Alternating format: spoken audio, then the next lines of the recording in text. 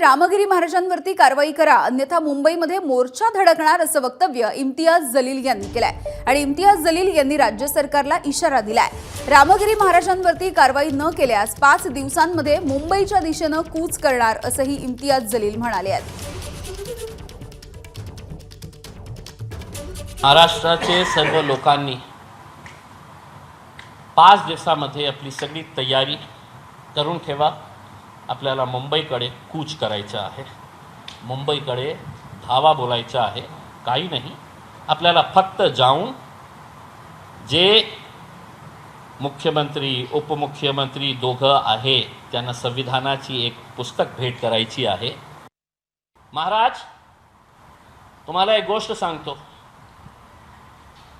आपली स्वतःची जरा काळजी घ्या आणि महाराष्ट्र सरकारला विनंती करतो त्या महाराजाला Z+ सिक्युरिटी द्या। त्याचा जीव वाचवण्याची जबाबदारी महाराष्ट्र सरकारने घ्या। आम्ही काही करणार नाही।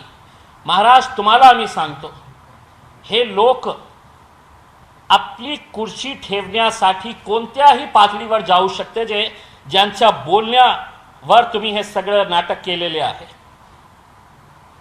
तुमच्याही जीवाला ते धोका देऊ शकते। एबीपी माझा, उघडा डोळे बघा नीट।